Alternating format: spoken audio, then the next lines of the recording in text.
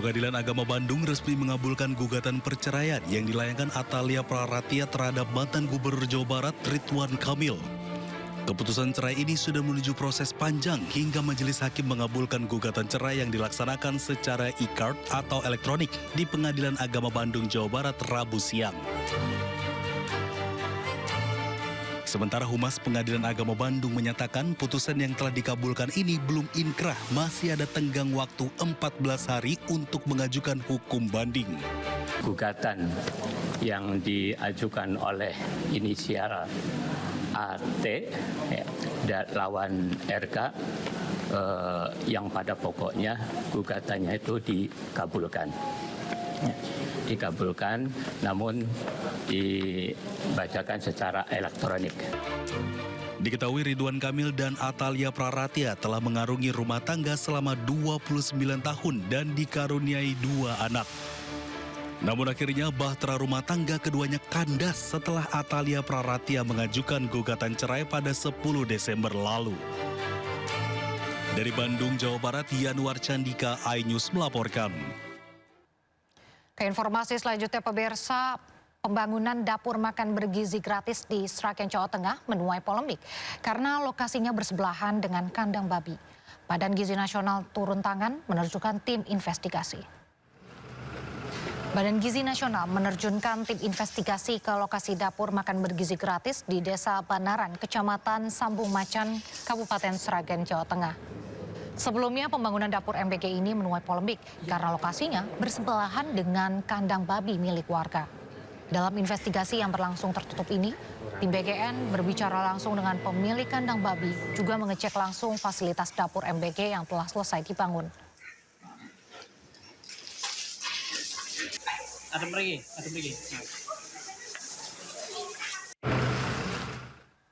Masih terkait MBG, pemirsa, seperti tahun lalu, selama Ramadan nanti, program makan bergizi gratis akan tetap diberikan ke siswa sekolah.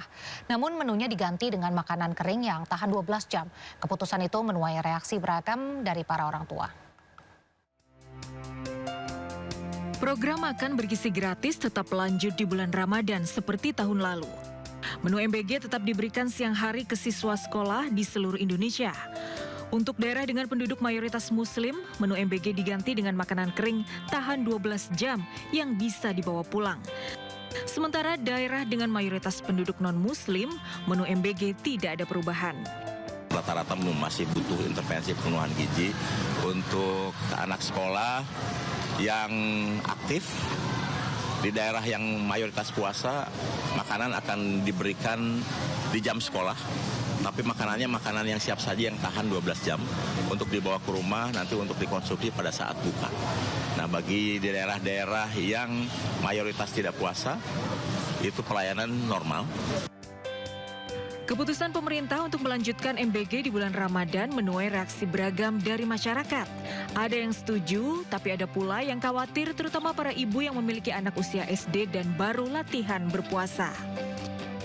Ya kalau misalnya waktu bulan puasa kan mereka dibaginya siang tuh setelah pulang. Sebenarnya banyak memang kejadian-kejadian kayak misalnya anak kelas 1, 2, 3 yang misalnya masih baru belajar puasa. Ntar pas pulang dia tuh nusuk misalnya susunya terus minum di jalan gitu. Tapi kalau misalnya mau di stop juga mereka tuh masih menantikan gitu. Ya nggak apa-apa sih, yang penting kan dia berupa enggak makanan basah ya. Kalau makanan basah kan pasti kan tergoda anak-anak kan. Kalau ini kan hanya snack kayak roti gitu ya, susu kan bisa dibawa pulang. Hanya itu aja sih, sebenarnya sih nggak masalah. Memang dari dulu juga memang seperti itu. Sepanjang 2025, program makan bergizi gratis menjangkau 55 juta penerima. Tahun ini, MBG ditargetkan menjangkau 82,9 juta penerima dengan total anggaran 335 triliun rupiah. Dari Jakarta, Tim Liputan iNews melaporkan. Pemerintah mulai memperluas program makan bergizi gratis. Kali ini sasarannya bukan hanya anak sekolah, tapi juga warga lanjut usia atau lansia.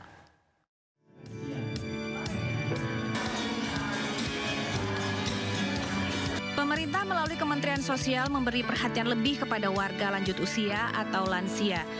Mensos Saifullah Yusuf menyebut Presiden Prabowo Subianto telah menyetujui pemberian makanan bergizi gratis atau MBG untuk lansia terlantar dan juga penyandang disabilitas.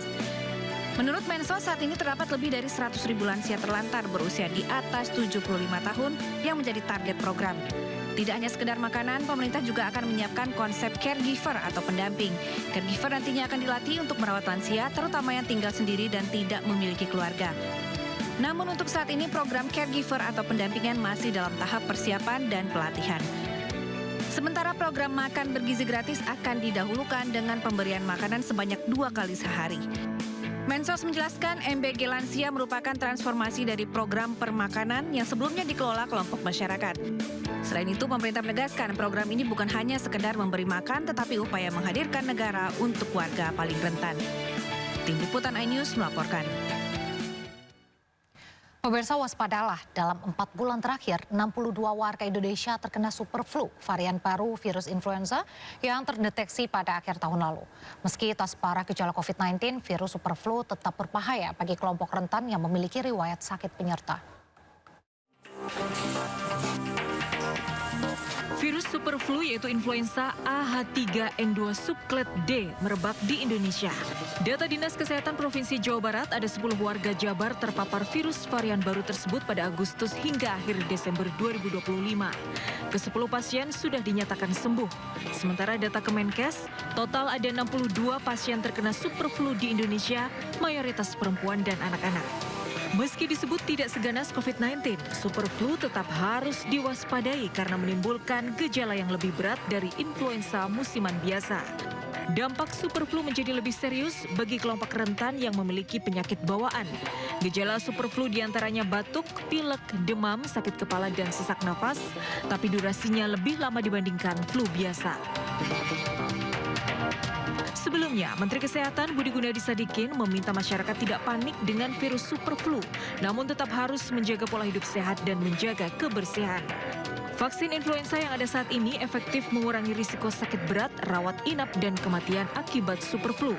Permintaan vaksin influenza pun meningkat di sejumlah kota di Indonesia. Dari Bandung, Jawa Barat, Ervan David, iNews melaporkan.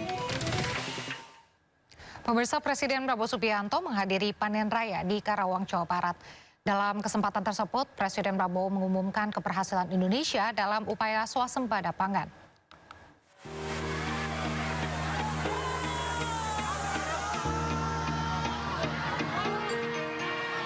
Presiden Prabowo Subianto menghadiri panen raya di Karawang, Jawa Barat, Rabu siang. Dalam kesempatan ini, Presiden meresmikan keberhasilan Indonesia dalam upaya swasembada pangan. Produksi beras nasional melonjak tajam sepanjang 2025 hingga menembus 34,71 juta ton. Angka ini tercatat sebagai yang tertinggi dalam sejarah Indonesia dan menjadi fondasi utama menguatnya ketersediaan pangan. Presiden juga menyampaikan kebanggaannya terhadap kondisi cadangan beras di gudang-gudang pemerintah. Tercatat sebagai yang tertinggi sepanjang sejarah Republik Indonesia, yakni 3 juta ton. Bahwa Indonesia berhasil kembali menjadi bangsa yang swasembada pangan. Terima kasih. Saudara-saudara, saya selalu mengatakan di mana-mana bahwa bangsa Indonesia harus sungguh-sungguh menjadi bangsa yang waspada. Swasembada pangan dicapai berkat kerja keras dan kolaborasi lintas sektor. Presiden Prabowo Subianto mengapresiasi pencapaian swasembada pangan dalam 1 tahun masa pemerintahannya dari target sebelumnya selama 4 tahun. Dari Karawang, Jawa Barat, Abdul Aziz Yudi Permana, iNews melaporkan.